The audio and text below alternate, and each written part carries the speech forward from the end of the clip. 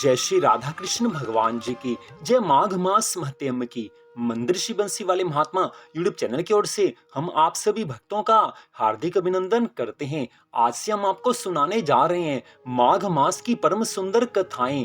जी हाँ, माघ मास महत्म की कथाएं हम आज से आपको सुनाना आरंभ कर रहे हैं। जो माघ मास के स्नान है इस वर्ष 2022 में, जो माघ मास के स्नान है वो 17 जनवरी दिन सोमवार से आरंभ होकर 16 फरवरी दिन बुधवार तक चलेंगे। तो इतने समय तक ये माघ का महीना रहेगा। तो आज हम आपको सुनाने जा रहे हैं माघ मास महत्म के पहले अध्याय की परम पावन कथा। इस कथा को सुनने से भगवान की अनंत कृपा मिलती है, मनुष्य की मनोकामनाएं पूरी होती हैं। तो माघ मास महत्म के पहले अध्याय की कथा इस प्रकार है। सारे संसार के कर्ता श्री हरि विष्णु भगवान जी, माता सरस्वती जी तथा श्री गुरु महाराज जी के चरण कमलों में नमस्कार करके मैं इस माघ मास महत्म की कथा को आरंभ करता हूँ। एक समय की बात है, श्री सूत जी महाराज जी ने अपने श्री गुरु महाराज श्री वेद व्यास जी से कहा है कि हे गुरुदेव जी महाराज, कृपा करके आप मुझसे माघ मास महत्म की कथा सुनाने की कृपा कीजिए। मैं आपका शिष्य हूँ, आपकी शरण में हूँ। आपने बड़ी सुंदर परम कथाएं सुनाई हैं, लेकिन आपने माघ मास की कथा नहीं सुनाई है। अब कृपा करके माघ मास की कथा भी सुनाने की कृपा कीजिए। इतनी बात सुनकर श्री व्यास जी महाराज कहने लगे हैं कि एक समय की बात है कि रघुवंश के राजा दिलीप एक समय यज्ञ के स्नान के पश्चात पैरों में जूते और सुंदर वस्त्र पहनकर शिकार की सामग्री से युक्त कवच और शोभायमान आभूषण पहने हुए अपने सिपाहियों से घिरे हुए वन में शिकार खेलने के लिए अपनी नगरी से बाहर निकल पड़े हैं। उनके सिपाही वन में शिकार के लिए मृग, व्याघ्र, सिंह आदि जंतुओं की तलाश में इधर उधर फिरने लगे हैं, घूमने लगे हैं। उस वन में वनस्थली अत्यंत शोभा को प्राप्त हो रही थी। चारों ओर बड़ा सुंदर दृश्य नजर आ रहा था। वन में कहीं कहीं वृक्षों पर मोर नाच रहे थे और कहीं कहीं मृगों के झुंड फिरते थे और कहीं गीदड़ अपना भयंकर शब्द कर रहे थे। कहीं कहीं गैंडों का समूह हाथियों के समान घूम फिर रहा था। कहीं वृक्षों के कोटरों में बैठे हुए उल्लू अपना भयानक शब्द कर रहे थे और कहीं पर सिंहों के पद चिन्हों के साथ घायल मृगों के रक्त से भूमि लाल हो रही थी। कहीं दूध से भरी थनों वाली सुंदर भैंसें फिर रही थी। कहीं पर गंधित पुष्प, हरी हरी लताएं वन की शोभा को बढ़ा रही थी। कहीं बड़े बड़े अजगर और उनकी कैंचुलियां भी पड़ी हुई थी। उसी समय राजा के सिपाहियों के बाजे की आवाज सुनकर एक मृग वन में से निकलकर भागने लगा है और बड़ी बड़ी चौंकड़ियां भरता हुआ आगे बढ़ने लगा है। राजा ने उसके पीछे अपना घोड़ा दौड़ाया है, परंतु मृग पूर्ण शक्ति से भागने लगा है। मृग कांटेदार वृक्षों के एक जंगल में घुस गया और राजा ने भी उसके पीछे उस वन में प्रवेश किया है, परंतु दूर जाकर मृग राजा की दृष्टि से ओझल होकर कहीं आगे निकल गया है। उस समय राजा निर्जन वन में अपने सैनिकों सहित प्यास के मारे अति दुखी हो गए हैं। दोपहर के समय अधिक मार्ग पर चलने से सब सैनिक थक गए हैं और उनके घोड़े भी आज रुक गए हैं। सभी थके पड़े हैं। कुछ थोड़ी देर बाद राजा ने एक बड़ा भारी सुंदर सरोवर देखा है, जिसके किनारों पर बड़े बड़े घने वृक्ष थे। इसका जल सज्जनों के हृदय के समान पवित्र था। सरोवर का जल लहरों से बड़ा सुंदर लगता था। जल में अनेक प्रकार के जल जंतु, मछलियां आदि स्वच्छंदता से इधर उधर फिर रहे थे। दुष्टों के समान निर्दयी चित्त वाले मगरमच्छ भी उसी जल में थे, उसी सरोवर में थे। किसी किसी जगह लोभी के घर के समान सीमाल भी पड़ी हुई थी। जैसे विपत्ति में पड़े हुए लोगों के दुखों को हरने वाले दानी पुरुष के समान यह सरोवर अपने जल से सबको सुखी करता था। जैसे मेघ चातक के दुख को हरता है, सरोवर को देखकर आज राजा की थकावट दूर हुई है। रात्रि को राजा दिलीप ने वहीं पर विश्राम किया है और सब सैनिक पहरा देने लगे हैं और चारों ओर फैल गए हैं। रात्रि के अंतिम समय में शुक्रों के एक झुंड ने आकर अंतिम समय में वहां पर पानी पिया है और कमल के झुंड के पास आया।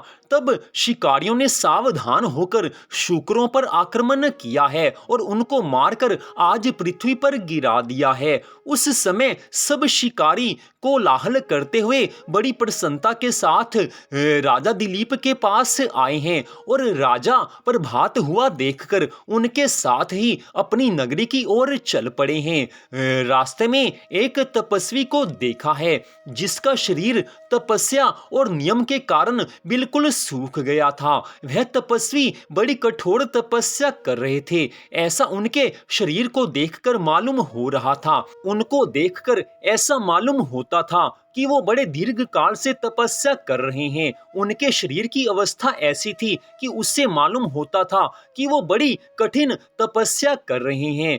उन्होंने मृग छाला और वल्कल वस्त्र पहने हुए थे। आज राजा दिलीप ने ऐसे घोर तपस्वी को देखकर बड़े आश्चर्य से उनको प्रणाम किया है, साष्टांग दंडवत प्रणाम किया है और हाथ जोड़कर उनके सामने खड़े हो गए हैं। उस समय उन तपस्वी महात्मा ने राजा दिलीप से कहा है कि हे राजन, इस पुण्य शुभ माघ मास में इस सरोवर को छोड़कर तुम यहाँ से जाने की इच्छा क्यों करते हो? यह पावन माघ मास का समय है और इस माघ मास के समय में सरोवर के तट पर रहना बहुत ज्यादा शुभ कहा गया है और यह सरोवर वैसे भी बड़ा पवित्र है। इस सरोवर की महिमा का गुणगान नहीं किया जा सकता। हे राजन, माघ मास ऐसा परम पवित्र मास है कि इस मास में जो भगवान की भक्ति करते हैं, प्रातःकाल स्नान के नियम का पालन करते हैं, उनके ऊपर श्री हरि विष्णु भगवान जी की अनंत कृपा होती है। वो सब ओर से सुख शांति आनंद प्राप्त करते हैं। उन्हें जीवन में किसी भी चीज की कमी नहीं होती और उनकी सभी मनोकामनाएं पूरी हो जाती हैं और मनुष्य जीवन के पश्चात उनको मोक्ष की प्राप्ति होती है।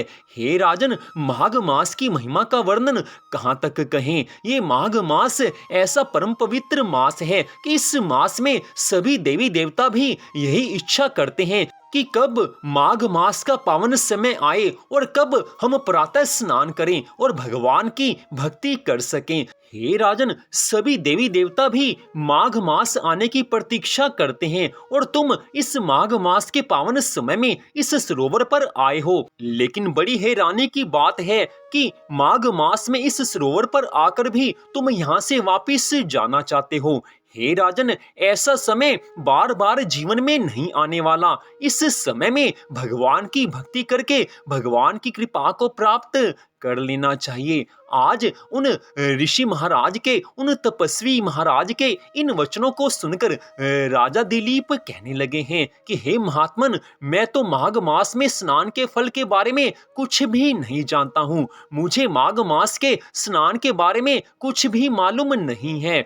हे महाराज, संत महात्मा और ज्ञानी जन सदा ही सब लोगों पर कृपा करते हैं। मैं आपकी शरण में हूँ। यद्यपि मुझे माघ मास के स्नान के बारे में कुछ जानकारी नहीं है, लेकिन इस समय मैं आपकी शरण में हूँ। आपसे निवेदन करता हूँ कि माघ मास के स्नान के बारे में जो कुछ आपको पता हो वो सारी कथा मुझे विस्तार सहित सुनाने की कृपा कीजिए। मैं आपकी शरण में हूँ। हे महात्मन, आप कृपा करके माघ मास की कथा सुनाएंगे, माघ मास के स्नान के बारे में सब कुछ बताएंगे तो मेरा भी उद्धार हो जाएगा।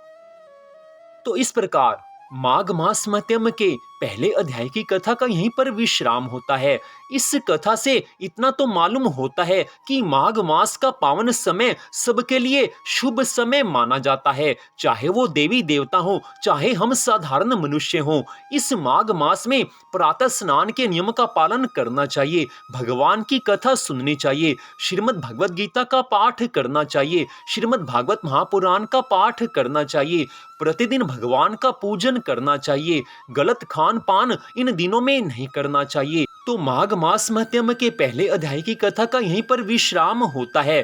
तो माघ मास के बारे में हमने एक वीडियो अपने चैनल पर डाली हुई है कि जिसमें बताया गया है कि माघ मास में हमें किन किन नियमों का पालन करना चाहिए, माघ मास में किस तरह से भगवान की भक्ति करनी चाहिए, किस तरह से प्रातः स्नान के नियम का पालन करना चाहिए। वो सारी जानकारी उस वीडियो में हमने आपको दी है। तो उस वीडियो का लिंक इस वीडियो के डिस्क्रिप्शन में हमने दिया हुआ है। कृपया आप उस कथा को भी जरूर सुने और आप ये जाने कि माघ मास में किस तरह से भगवान की भक्ति करके भगवान को प्रसन्न किया जाता है। तो आज की इस कथा को सुनने के लिए आप सबका हार्दिक धन्यवाद। अगले अध्याय की कथा को भी कृपया हमारे चैनल पर आप जरूर सुने। मंदिर शिव बंसी वाले महात्मा यूट्यूब चैनल को आप सब्सक्राइब कर लीजिए ताकि आगे आने वाली सभी कथाओं को आप सुन सकें। भगवान श्री राधा कृष्ण जी की, भगवान श्री लक्ष्मी नारायण जी की माघ मास महत्म की अनंत कृपा सदा आप सब पर, आपके परिवार पर बनी रहे। इसी मंगल कामना के साथ